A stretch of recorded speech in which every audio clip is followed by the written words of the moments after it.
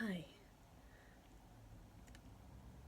So this is my now fifth time trying to record this. And it doesn't get any easier each time. If anything, it gets more difficult. Um,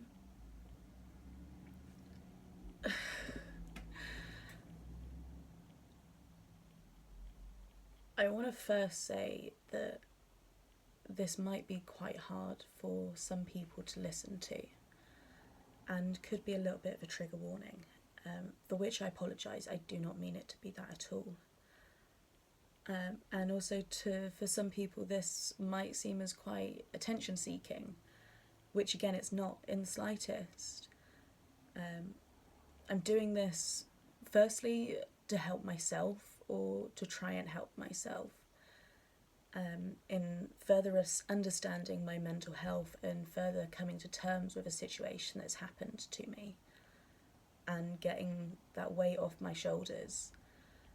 Secondly, I'm doing this to not only help myself but to hopefully help the people around me further understand why I am how I am at times, in the sense that there's so many people that I know that think I'm this wonderful, happy, carefree person that's great to have a laugh with and sends memes and banter and all that all the time. That's really not me. That's a complete act most of the time.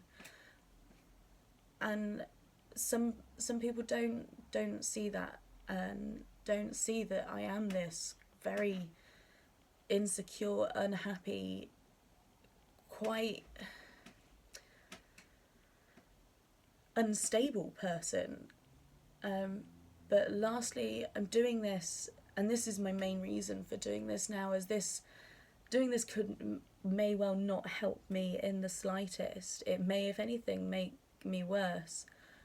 But if I could help one person that listens to this, that has been through the same situation, something similar, or just is struggling with their mental health, understand and realise that they are not on their own, and it is okay to talk about this sort of stuff. If I can make just one person feel that they're not on their own, that they are loved, they are beautiful, then that's all that matters now to me. I'm doing this as well because a couple of weeks ago I had a module at university which was titled My Cultural Influences, and we had to speak about what has sort of made us who we are and has pushed us towards the track of art. And art and my makeup is a massive way of me coping with things and how I express my emotions in a way that isn't screaming and shouting and crying and punching walls and just going into a bit of a self-destruct mode, really. So I spoke about this situation in front of about 30 people, and only briefly. I didn't go into any depth or anywhere near the extent that I'm going to be going into today. But speaking about it briefly in front of those people, and people that don't know me, and people that don't see me much, was, I suppose, almost a test in a way for doing this, because it gave me so much relief, and I felt so empowered by it and so much more stable in my mind from doing it. I only feel now that I can do it for the world and get my mind even more stable, which would be such an accomplishment. But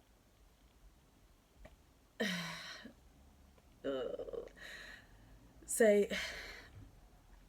in a few days now, 10 days, it's the 1st of April, which is the beginning of Sexual Assault Awareness Month. And in my eyes, it's also the right time to be telling my story.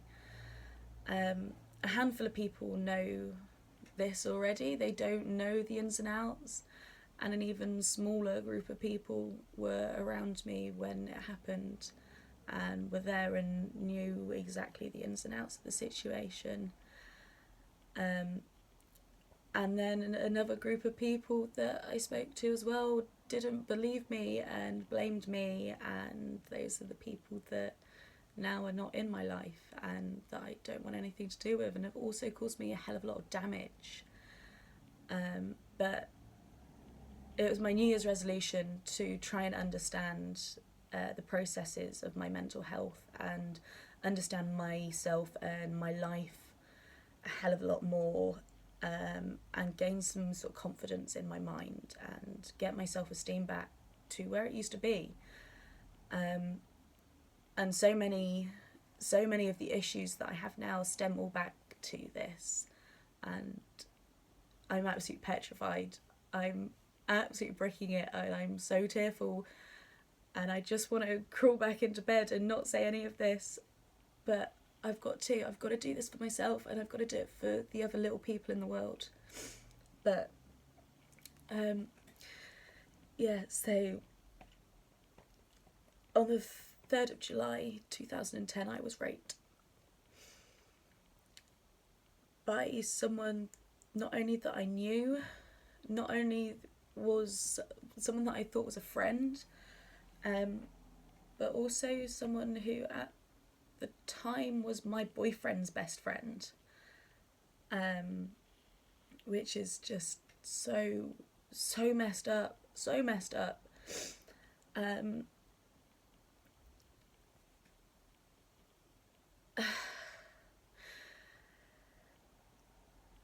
I was 14 at the time, so puberty, hormones, emotions, all of that was all up in the air, and some sort of like bundle of just mixed up madness. But also my mental health started to kick in the sense of anxiety and depression. And I don't know what triggered that. I think it was probably just puberty and hormones and my mind developing that started that. But I was trying to handle that and trying to handle this feeling of being numb and disconnected and not knowing what was going on in my head and being scared of what was going on in my own head. So I turned to drugs and alcohol at 14. And I would do anything, absolutely anything I could get my hands on, anything I could anything I could stick up my nose or smoke, whatever, I would do it. And some of that, I think part of that got me into the mess that I got in. I don't blame it. I'm not, in a way, I'm sort of pleased that I did the drugs then, rather than now while I'm trying to sort out uni and not getting a high and all that, and I can stay away from it and quite easily. But there was, it was a Saturday and we were getting trashed like most Saturdays, drugs, alcohol, all of that. Boyfriend was out. We were up on the school field, me and a couple of mates and this person, and the couple of mates that I was with left. And 20 minutes later, it was after doing whatever and God knows what, I lost all feeling in my body. And I was terrified, absolutely terrified. I don't know what I thought. I thought I might have been having a stroke or something. She just no feeling whatsoever. But all of my senses had been heightened in the fact that I could smell things that I hadn't before, or hear things, and that, but I couldn't open my mouth. I couldn't make a sound. I couldn't move my body, and was completely aware of everything going on.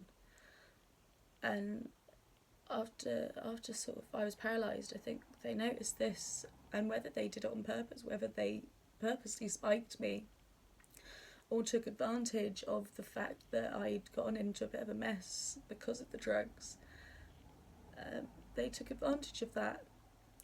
And the moment they realised that something was going on and I couldn't move, instead of trying to help or calling for help or something, they were on top of me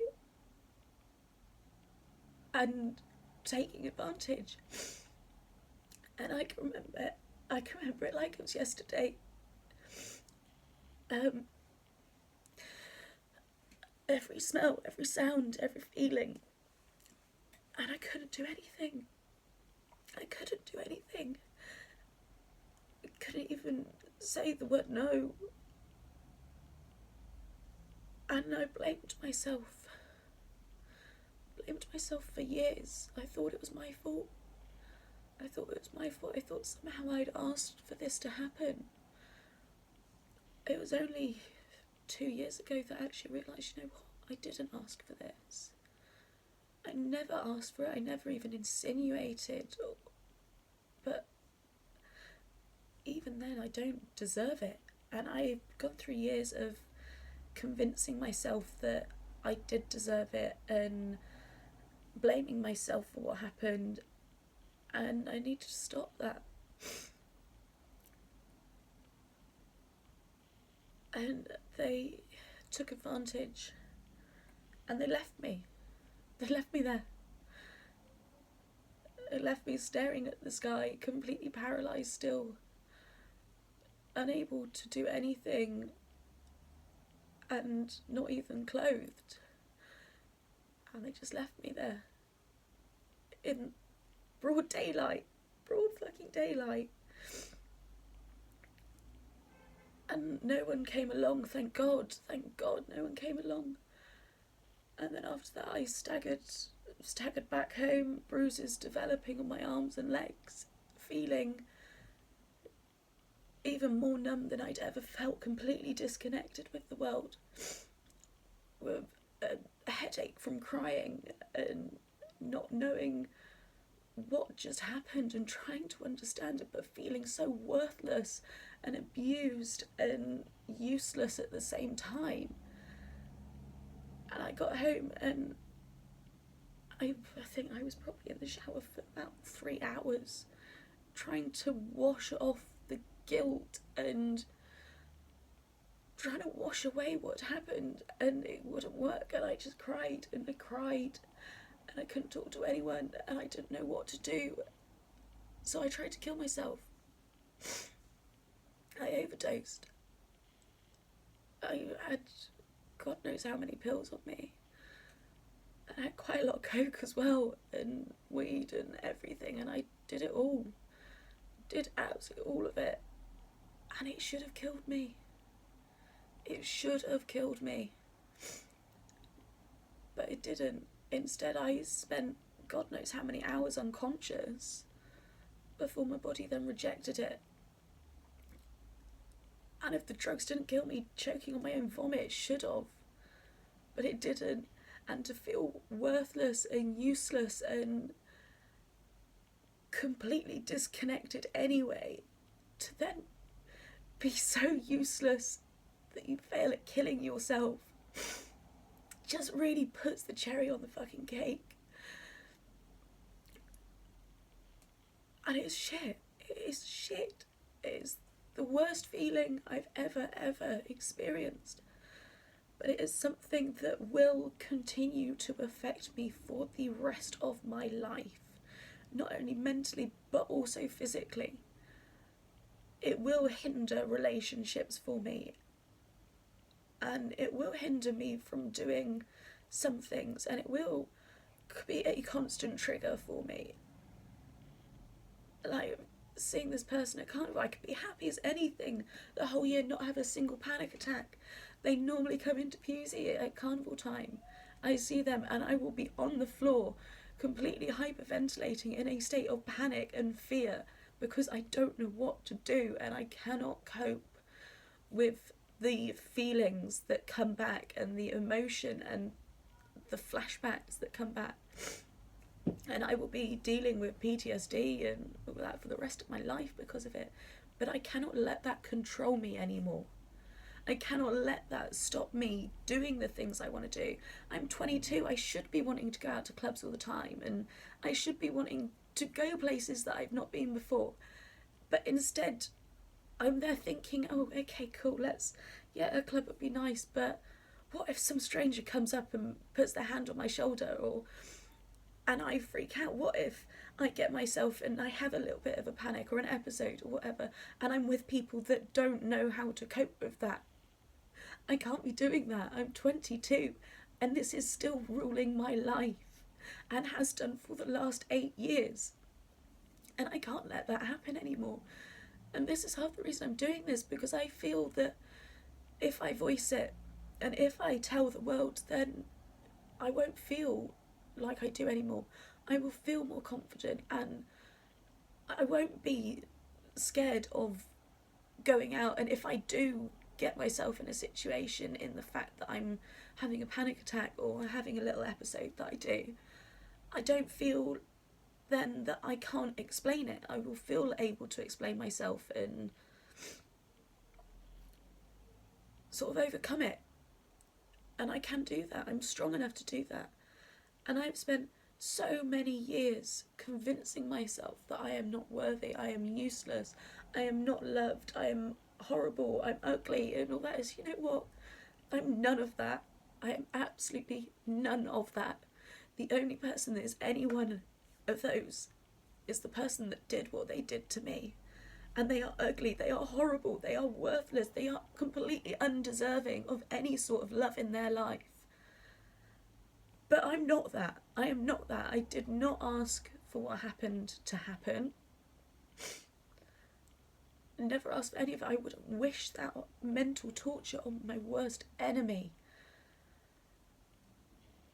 But I'm doing this even more because I know girls and men that have been through the same or similar as I've been through.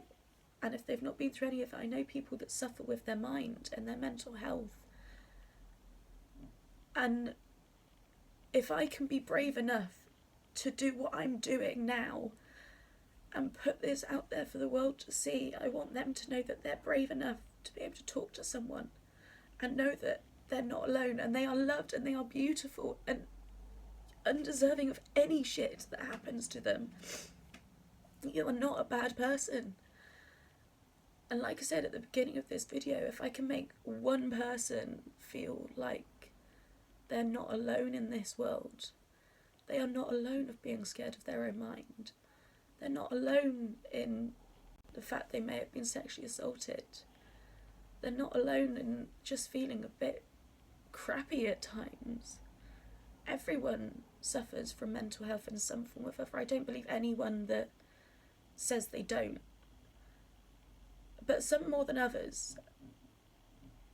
And some people can be strong through it, and some people can attempt to overcome it and be who they are throughout it, and be strong and be brave. And that's what I want to be. I'm fed up of putting this act on when I go to work or when I go out to the pub, that I'm this happy person, and then coming home and crying myself to sleep most nights. I'm fed up of pretending. I want to be who I really am. This is me. This is me. I am an emotional, complete nut job.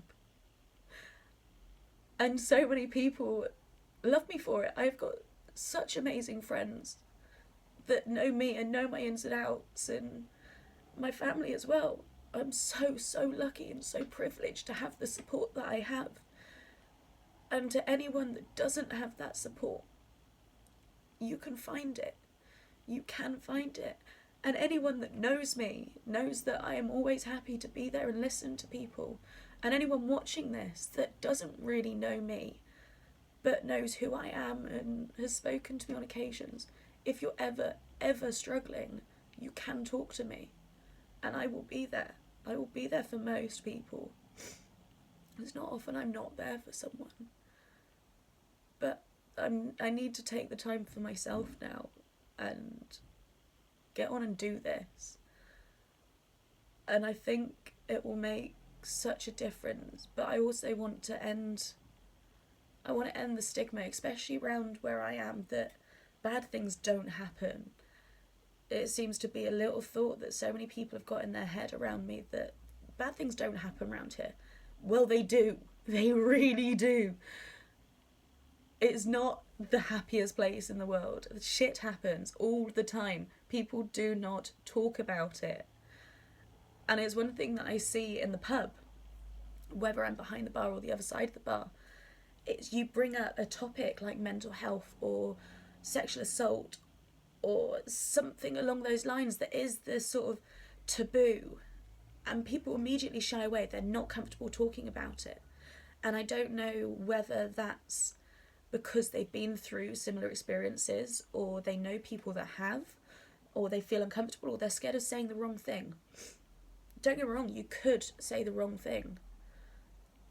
But the biggest thing right now is talking about it, making people feel like it is okay to talk about, because right now it's okay for the A-list celebrities to come out with their Me Too stories and all that, but the little people like me, like other people that I know, it's not okay. It's not okay to talk about. And if someone like me, like the other people that I know, comes out with it, it's kind of like, oh, actually I'm more interested in Kylie Jenner's baby. Why do we live in a society that Kylie Jenner's baby is more important than a story of sexual assault?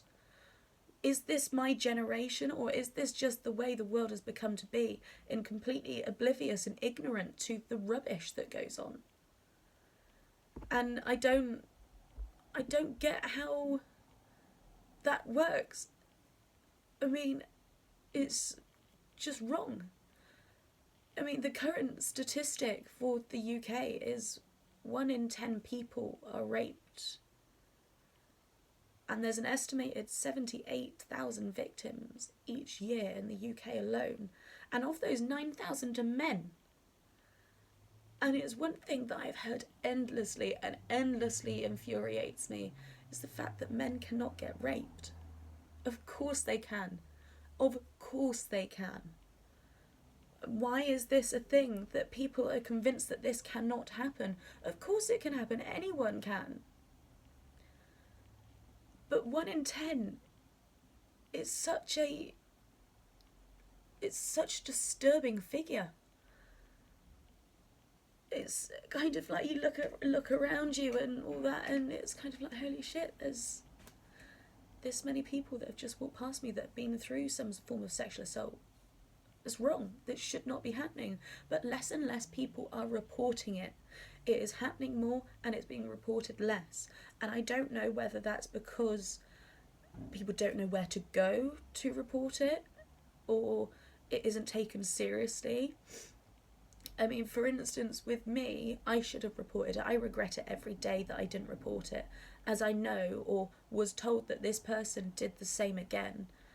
And I feel so guilty that I didn't report them, purely because I could have stopped that happening to someone else. And that is guilt that I will live with for the rest of my life as well. And it is horrible. And I wish I went to the police, but I didn't understand. I didn't think that it was rape. I blamed myself, and I thought I'd somehow asked for it.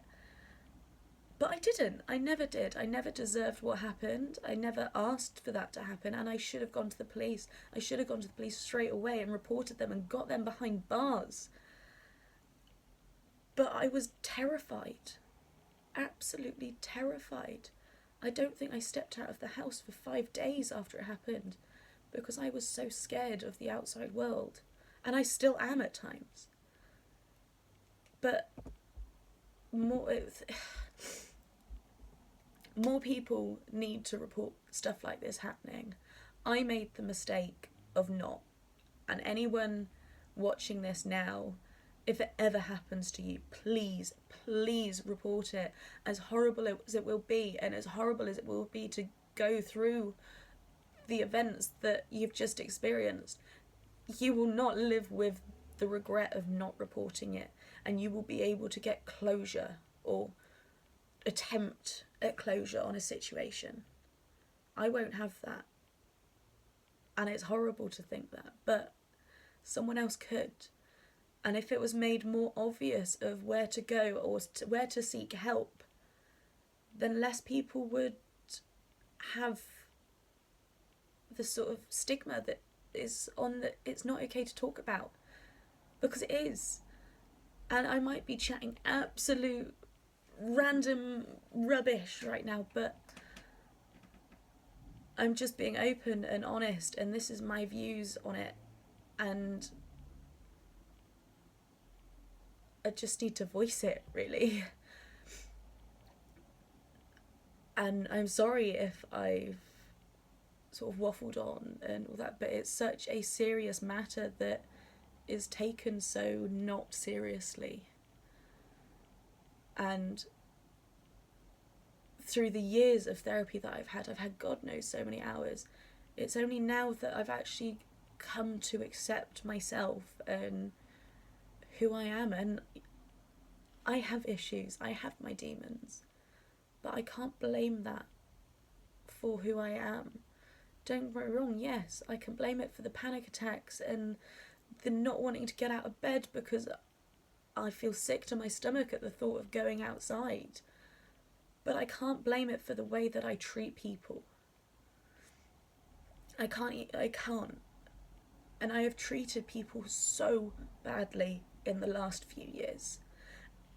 And the people that have been there for me the most, I've treated badly. And that hurts as well, knowing how badly I've made my family members feel. Especially my mum. And it's horrible. Absolutely horrible to not only go through all of that rubbish, but it then to also completely destroy your life and your sanity and your relationships with people and all of that. So I'm going to try and stop waffling now. But before I sort of go, I'd like to say thank you, and a massive, massive thank you to anyone that has ever been there for me. That whether that's being there and listening to me talk for hours whilst I've been in tears, or anyone that's just asked me if I'm okay when I've looked a bit down. The people, and massive thank you to the people that have walked me home when I've had such bad panic attacks I've barely been able to have the strength to walk. And the people that have just been there. And just been there and not listened but could tell, or not asked but could tell that I'm in a crappy place. And have just done all that they can to make me smile. And a massive thank you to anyone that's taken the time to watch this and listen to me waffle on, but more listen about my story. And to thank you to anyone in the world that's ever been supportive of me. Thank you so much to my mum and my stepdad and my dad and my brother, who are the most amazing people that I will ever have in my life. And mainly to anyone that's ever been through anything like this, or you're just feeling a bit crap in your mind, you're not alone. You are beautiful, you are loved. You do not ask for anything, any bad things that have happened to you, and you sure as hell do not deserve it. And you will come through anything life throws at you so much stronger than you were before. And you can get through it. And you'll be amazing. So now gets to the what I'm actually doing bit. For anyone that knows me, knows how much I like to drink. And I genuinely do not think there's been a week since what happened that I have not had a drink at some point, or probably more like gotten drunk. So for Sexual Assault Awareness Month, I'm going sober, which is going to be quite possibly one of the hardest things ever, in the fact that I work in a pub, I spend most of my time in the pub, and I love drinking. It's going to be horrible, but I'm doing it to raise money for Mind, who have been there for me on numerous occasions, and they're for other people that I've known as well. And Mind, forget about all the therapists that I've seen and all of that. Mind have helped me like no one else, in the fact that when I'm right on the edge, and it's been a few times that I've been completely on the edge, and I have rung their suicide line, I've been talked out of it, and they've listened, and they've reassured me that, you know what, you're not on your own. And they've talked to me about their personal experiences, and I haven't felt on my own. And that is the most amazing thing to hear when you are so rock bottom that you are considering what you're considering. So I'm raising money for Mind. I've got a Just Giving page set up. I will be leaving the link to my Just Giving page in the sort of description of this video. I will also be putting sponsorship forms in the Royal Oak in Pewsey and the Seven Stars in Bottlesford. In April as well, the pub quiz at both the Seven Stars in Bottlesford and the Royal Oak in Mind will be raising money to support me, or not to support me, but to help me raise money for Mind. And anyone that wishes to donate, even if that's 50 pence, anyone that wishes to donate to help me raise money to help other people that have been through what I've been through, any penny, absolutely any penny would be absolutely incredible, and I thank you from the bottom of my heart if you spare the time to donate. And thank you again so much for listening to me for the last half an hour. I will also be leaving any numbers for Someone Like Mind or Rape Crisis UK in the description of this video as well. And anyone that ever needs help or support, you're loved, you're okay. Thank you. Bye.